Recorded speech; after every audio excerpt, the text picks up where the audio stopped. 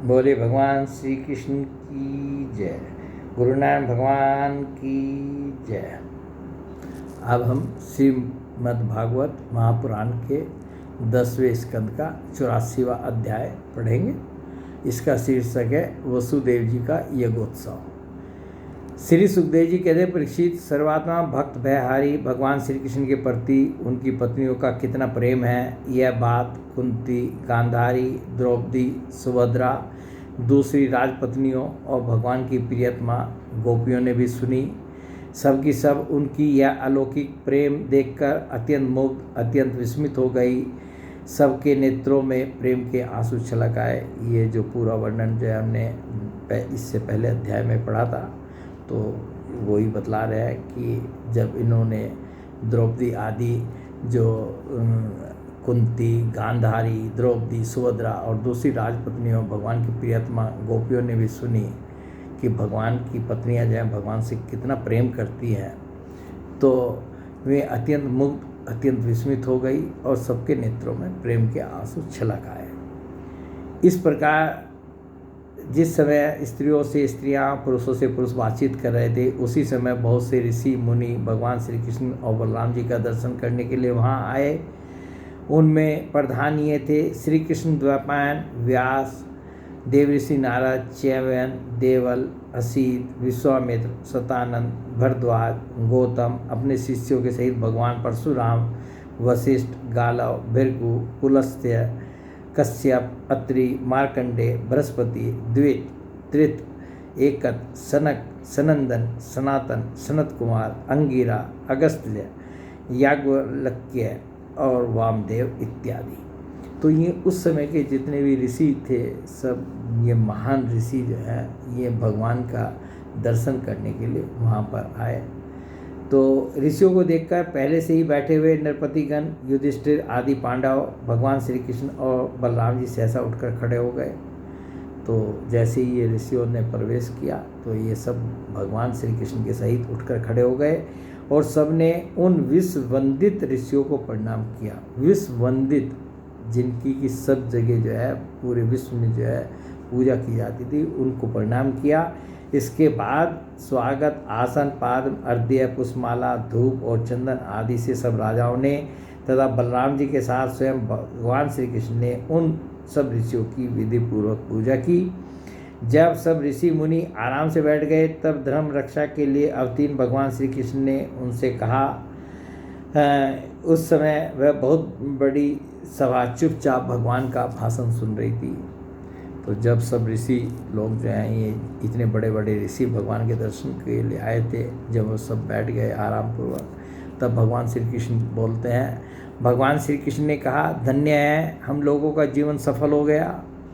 आज जन्म लेने का हमें पूरा पूरा फल मिल गया, क्योंकि जिन योगेश्वरों का दर्शन बड़े बड़े देवताओं के लिए भी अत्यंत दुर्लभ है, उन्हीं का दर्शन हमें प्राप्त हुआ है। जिन्होंने बहुत थोड़ी तपस्या की है और जो लोग अपने इष्ट देव को समस्त प्राणियों के हृदय में न देखकर केवल मूर्ति विशेष में ही उनका दर्शन करते हैं, उन्हें आप लोगों के दर्शन, स्पर्श, कुशल, प्रश्न, प्रणाम और पाद पूजन आदि का अवसर भला कब मिल सकता है।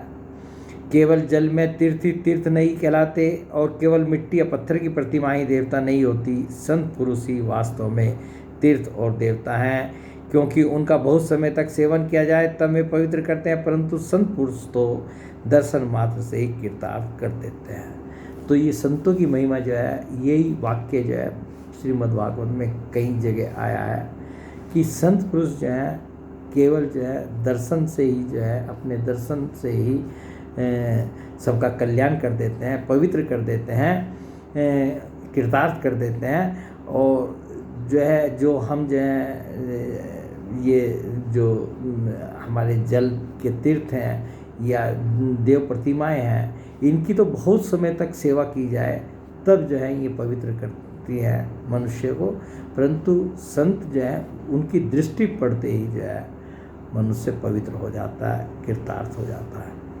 अग्नि, सूर्य, चंद्रमा, तारे, पृथ्वी, जल, आकाश, वायु, वाणी और मन के अधिष्ठात्र देवता उपासना करने पर भी पाप का पूरा पूरा नाश नहीं कर सकते, क्योंकि उनकी उपासना से भेद बुद्धि का नाश नहीं होता, वह और भी बढ़ती है। परंतु यदि घड़ी दो घड़ी भी ज्ञानी महापुरुषों की सेवा की जाए तो वे सारे पाप ताप मिटा देते हैं, क्योंकि वे भेद बुद्धि के विनाशक हैं। और आगे जो है भगवान श्री कृष्ण संतों की महिमा को फिर और अच्छी तरह से बखान कर रहे हैं कि अग्नि, सूर्य, चंद्रमा, तारे, पृथ्वी, जल, आकाश, वायु, वाणी और मन के अधिष्ठाता देवता उपासना करने पर भी पाप का पूरा पाप नहीं नाश नहीं कर सकते।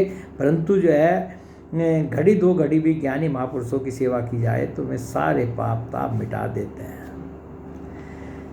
और इसके बाद कहते हैं महात्माओं और सभासदों, जो मनुष्य वात, पित्त और कफ इन 3 धातुओं से बने हुए सब तुल्य शरीर, कोई आत्मा अपना मैं, स्त्री पुत्र आदि कोई अपना, और मिट्टी पत्थर काष्ठ आदि पार्थिव विकारों को इष्ट देव मानता है, तथा जो केवल जल को ही तीर्थ समझता है, ज्ञानी महापुरुषों को नहीं, वह मनुष्य होने पर भी पशुओं को में भी नीच गधा ही है। तो मतलब इस प्रकार जो है उन ऋषि मुनियों की और संतों की, ज्ञानी महात्माओं की भगवान ने जो है महत्ता बताई कि ज्ञानी ये ऋषि मुनि जो है इनकी क्या इनका महत्व है, और ये जो है मतलब किन किन से भी जो है जो पाप ताप जो है नहीं कटते, वो इनके दर्शन मात्र से ही जो है कल्याण हो जाता है। श्री सुखदेव जी कहते हैं, परीक्षित, भगवान श्री कृष्ण अखंड ज्ञान संपन्न है। उनका यह गूढ़ भाषण सुनकर सबके सब ऋषि मुनि चुप रह गए। उनकी बुद्धि चक्कर में पड़ गई, वे समझ नहीं सके कि भगवान ये क्या कह रहे हैं।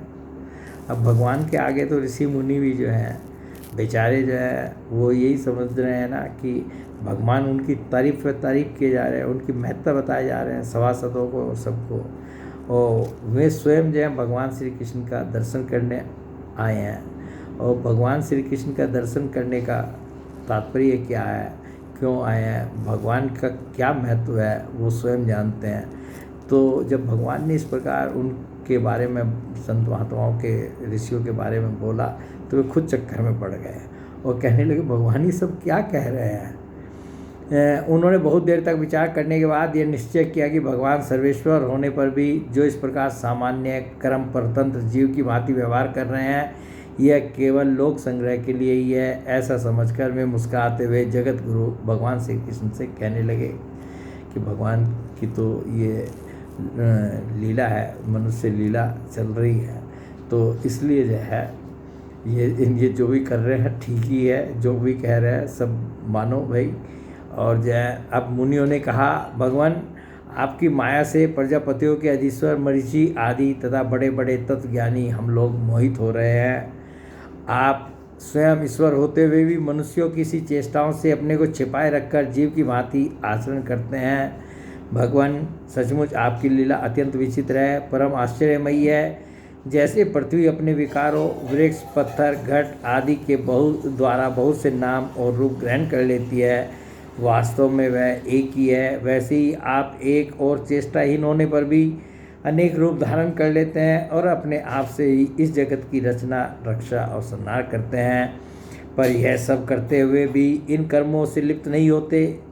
अब ऋषि मुनि जो हैं भगवान की महिमा भी हम लोगों को सबको समझा रहे हैं, और वहाँ जितने सभासद बैठे थे कि भगवान श्री कृष्ण हैं क्या, कौन है, इन और इन भगवान की महत्ता क्या है, इनके गुण क्या हैं, इनकी लीलाएं क्या हैं, वो सब जो है वो ऋषि मुनि जो है इस अपने संबोधन में कह रहे हैं।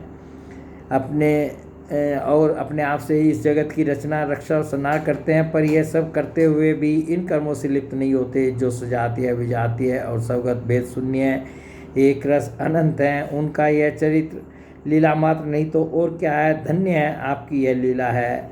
भगवान यद्यपि आप प्रकृति से परे स्वयं पर ब्रह्म परमात्मा हैं, तथापि समय समय पर भक्तजनों की रक्षा और दुष्टों का दमन करने के लिए विशुद्ध सत्व में श्री विग्रह प्रकट करते हैं और अपनी लीला के द्वारा सनातन वैदिक मार्ग की रक्षा करते हैं, क्योंकि सभी वर्णों और आश्रमों के रूप में आप स्वयं ही प्रकट हैं। और ये देखिए यहाँ पर इस श्लोक में जो है ये बात बिल्कुल स्पष्ट कर दी इन्होंने ऋषि मुनियों ने कि भगवान यद्यपि आप प्रकृति से परे स्वयं पर ब्रह्म परमात्मा है। भगवान से उनको कोई किसी तरह का भ्रम या संदेह नहीं था कि भगवान श्री कृष्ण क्या हैं। तो वो कह रहे हैं कि आप स्वयं पर ब्रह्म परमात्मा हैं। आगे कह रहे हैं वो भगवान वेद आपका विशुद्ध हृदय है। तपस्या, स्वाध्याय, धारणा, ध्यान और समाधि के द्वारा उसी में आपके साकार निराकार रूप और दोनों के अधिष्ठान स्वरूप पर ब्रह्म परमात्मा का साक्षात्कार होता है। परमात्मन ब्राह्मण ही वेदों के आधारभूत आपके स्वरूप की उपलब्धि के स्थान है। इसी से आप ब्राह्मणों का सम्मान करते हैं। आप जगह जगह भागवत में आपने देखा, पढ़ा, सुना कि भगवान जो ब्राह्मणों का कितना सम्मान करते हैं। और इसी से आप ब्राह्मण भक्तों में अग्रगण्य भी हैं। आप सर्वविध कल्याण साधनों की चरम सीमा है और संत पुरुषों की एकमात्र गति है। और कह रहे हैं कि आप तो स्वयं जो है संत पुरुषों की एकमात्र गति हैं। जो संत पुरुष जो प्राप्त करना चाहते हैं जीवन में, वो गति आप हैं। आपसे मिलकर आज हमारे जन्म, विद्या, तप और ज्ञान सफल हो गए। वास्तव में सबके परम फल आप ही हैं, पर वो आपका ज्ञान अनंत है। आप स्वयं सच्चिदानंद स्वरूप पर ब्रह्म परमात्मा भगवान है। आपने अपनी अचिंत्य शक्ति योग माया के द्वारा अपनी महिमा छिपा रखी है। हम आपको नमस्कार करते हैं।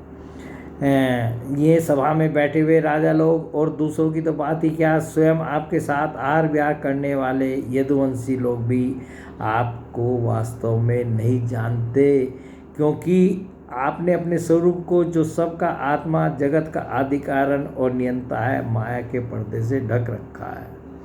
ये देखिए कितनी गुड़ बात ऋषि मुनियों ने कही, ताकि सभासद जो बैठे हुए थे वो भी समझ लें, हम लोग भी समझ लें, और दूसरे जो हैं दूसरे लोग भी समझ लें कि आपके साथ आहार विहार करने वाले यदुवंशी लोग भी आपको वास्तव में नहीं जानते हैं। जो आपके साथ 24 घंटे रहते हैं वो भी आपको वास्तव में नहीं जानते, क्योंकि आपने अपने स्वरूप को, भगवान का स्वरूप कैसा है, जो सबका आत्मा, जगत का आदि कारण और नियंता है, माया के पर्दे से ढक रखा है।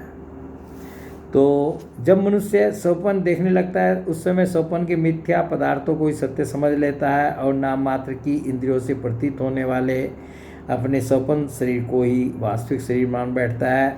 उसे उतनी देर के लिए ही इस बात का बिल्कुल ही पता नहीं रहता कि स्वप्न शरीर के अतिरिक्त एक जागृत अवस्था का शरीर भी है।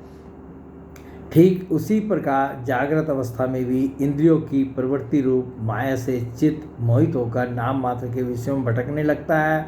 उस समय भी चित्त के चक्कर से विवेक शक्ति ढक जाती है और जीव यह नहीं जान पाता कि आप इस जागृत संसार से परे हैं।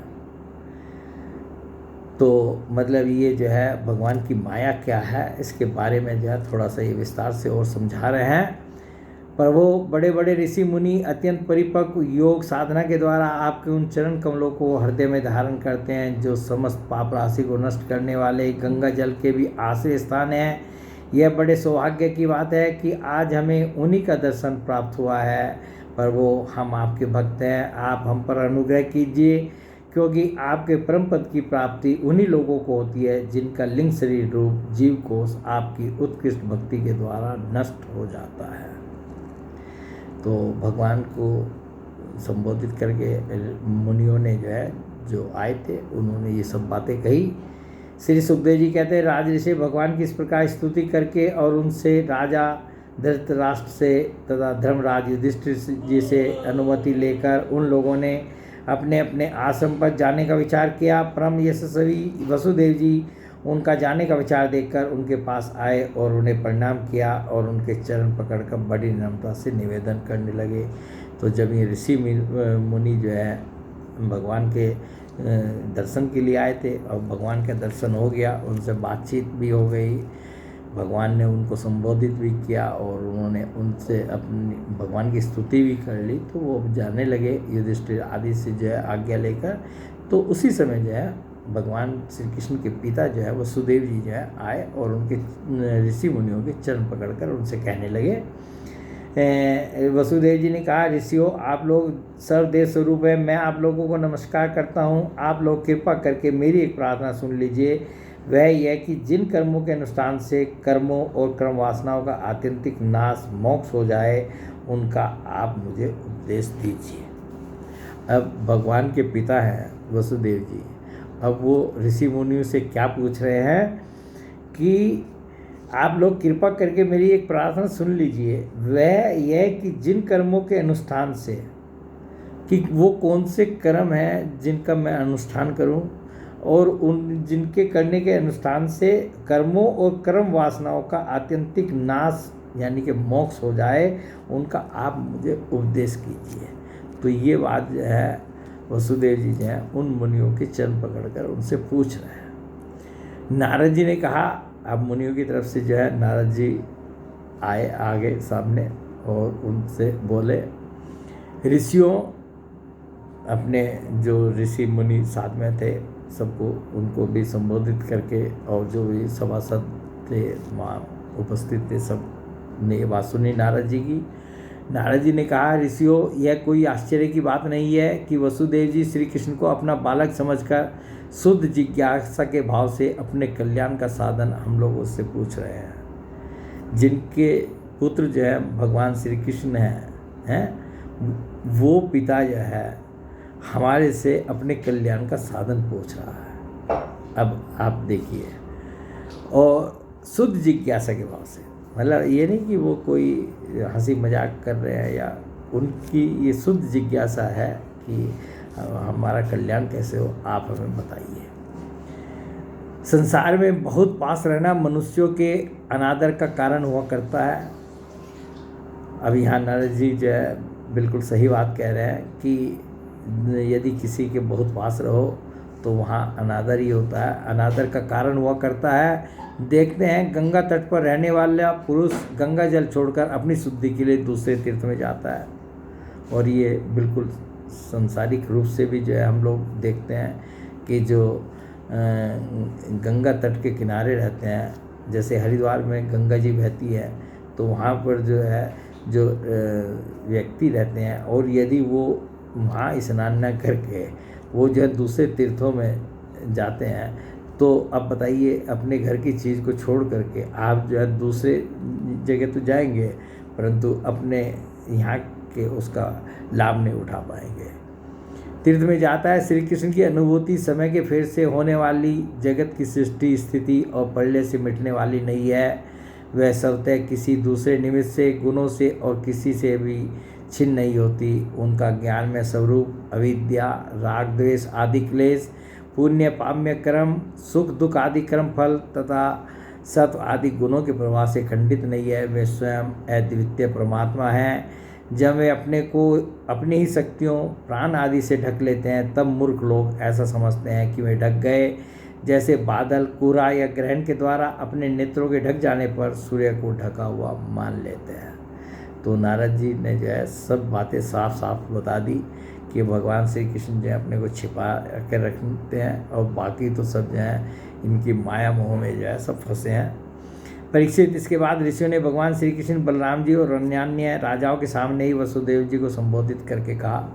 अब देखिए वसुदेव जी ने कुछ अपनी जिज्ञासा, शुद्ध जिज्ञासा थी उनकी, रखी ऋषि मुनियों के सामने, तो उनका भी कर्तव्य था कि वो जो है जो ठीक बात है, जो समझते हैं, वो वसुदेव जी को बतला रहे हैं।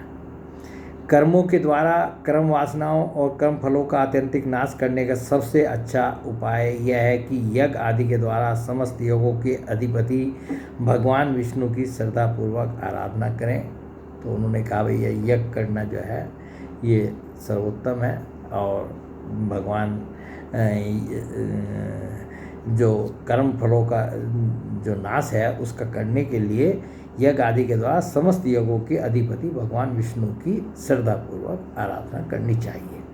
त्रिकालदर्शी ज्ञानियों ने शास्त्र दृष्टि से यही चित्त की शांति का उपाय, सुगम मोक्ष साधन और चित्त में आनंद का उल्लास करने वाला धर्म बतलाया है।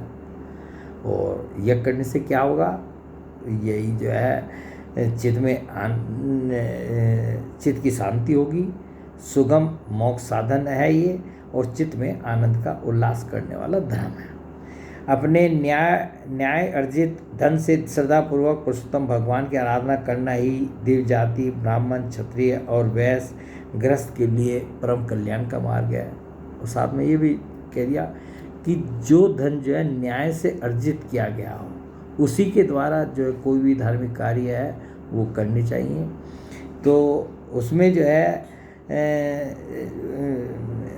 पुरुषोत्तम भगवान की आराधना करना ही दिव्य जाति, ब्राह्मण, क्षत्रिय और वैश्य गृहस्थ के लिए परम कल्याण का मार्ग है कि ये जो है कोई भी धार्मिक कार्य करेंगे आप तो वो परम कल्याण का मार्ग है। वसुदेव जी ने पूछा था मुझे आप परम कल्याण का मार्ग वो साधन बताइए।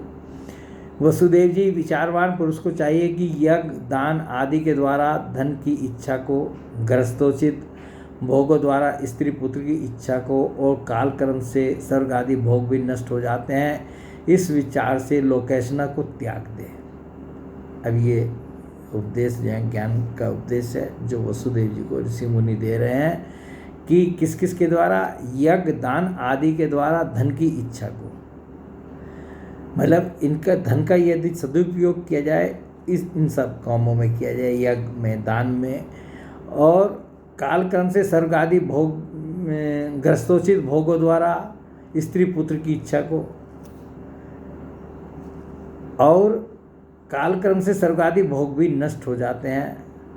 इस विचार से लोकेशना को त्याग दे। जो लोक की जो इच्छाएं हैं उनको त्याग दे और इस प्रकार धीर पुरुष घर में रहते हुए ही तीनों प्रकार की ऐसनाओं, इच्छाओं का परित्याग करके तपोवन का रास्ता लिया करते थे।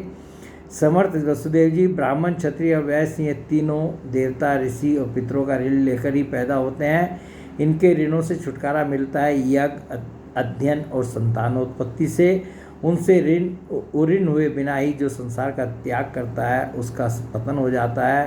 परम बुद्धिमान वसुदेव जी, आप अब तक ऋषि और पितरों के ऋण से तो मुक्त हो चुके हैं। अब यज्ञों के द्वारा देवताओं का ऋण चुका दीजिए और इस प्रकार सबसे उऋण होकर ग्रह त्याग कीजिए, भगवान की शरण हो जाइए। वसुदेव जी, आपने अवश्य ही परम भक्ति से जगदीश्वर भगवान की आराधना की है, तभी तुम्हें आप दोनों के पुत्र हुए हैं। तो ये वसुदेव जी को जो है उन ऋषि मुनियों ने जो है ये उपदेश दिया कि आप एक तो यज्ञ कीजिए, ये ऋण आपका बाकी है, समझ गए, जिससे कि देवताओं का ये ऋण है उसको आप जो है यज्ञ करके पूरा कीजिए, उतार दीजिए। श्री सुखदेव जी कहते, परीक्षित परम मनस्वी वसुदेव जी ने ऋषियों की बात सुनकर उनके चरणों में सिर रखकर प्रणाम किया, उन्हें प्रसन्न किया और यज्ञ के लिए ऋतुजों के रूप में उनका वर्ण कर लिया और ऋतुजों के रूप में जो है उस यज्ञ कराने के लिए उन सब ऋषि मुनियों का वर्ण भी कर लिया। राजन, जब इस प्रकार वसुदेव जी ने धर्मपूर्वक ऋषियों को वर्ण कर लिया तब उन्होंने पुण्य क्षेत्र कुरुक्षेत्र में अपने परम धार्मिक वसुदेव जी के द्वारा उत्तमोत्तम सामग्री से युक्त यज्ञ करवाए। परीक्षित, जब वसुदेव जी ने यज्ञ की दीक्षा ले ली तब यदुवंशियों ने स्नान करके सुंदर वस्त्र और कमलों की मालाएं धारण कर ली। राजा लोग वस्त्राभूषणों से खूब सुसज्जित हो गए। वसुदेव जी की पत्नियों ने सुंदर वस्त्र, अंगराग और सोने के हारों से अपने को सजा लिया और फिर वे सब बड़े आनंद से अपने अपने हाथों में मांगलिक सामग्री लेकर यज्ञशाला में आई। उस समय मृदंग, पखावा, शंख, ढोल और नगारे आदि बाजे बजने लगे। नट और नर्तकियाँ नाचने लगी। सुत और मागध स्तुति गान करने लगे। गंधर्वों के साथ सुरीले गले वाली गंधर्व पत्नियां गान करने लगी। वसुदेव जी ने पहले नेत्रों में अंजन और शरीर में मक्खन लगा लिया। फिर उनकी देवकी आदि 18 पत्नियों के साथ उन्हें ऋतुजों ने महाभिषेक की विधि से वैसे ही अभिषेक कराया जिस प्रकार प्राचीन काल में नक्षत्रों के साथ चंद्रमा का अभिषेक हुआ था।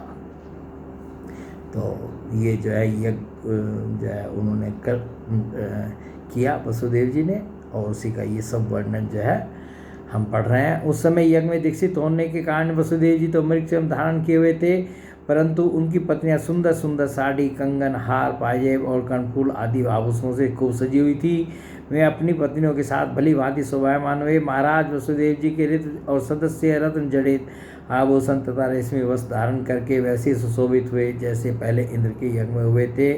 उस समय भगवान श्री कृष्ण और बलराम जी अपने अपने भाई बंधु और स्त्री पुत्रों के साथ इस प्रकार शोभायमान हुए जैसे अपनी शक्तियों के साथ समस्त जीवों के ईश्वर स्वयं भगवान समष्टि जीवों के अभिमानी श्री शंकरसन तथा अपने विशुद्ध नारायण स्वरूप में शोभायमान होते हैं। वसुदेव जी ने प्रत्येक यज्ञ में ज्योतिष्टोम, दर्श, पूर्णमास आदि प्राकृत यज्ञों, सौरस्त्रादि व्यकृत यज्ञों और अग्निहोत्र आदि अन्य यज्ञों के द्वारा द्रव्य, क्रिया और उनके ज्ञान के मंत्रों के स्वामी विष्णु भगवान की आराधना की। इसके बाद उन्होंने उचित समय पर ऋतुजों को वस्त्रालंकारों से सुसज्जित किया और शास्त्र के अनुसार बहुत सी दक्षिणा तथा परशुधन के साथ अलंकृत गोमय, पृथ्वी और सुंदरी कन्याएं दी। तो यज्ञ में जो है जो भी होता था वो सब जो है वसुदेव जी ने किया।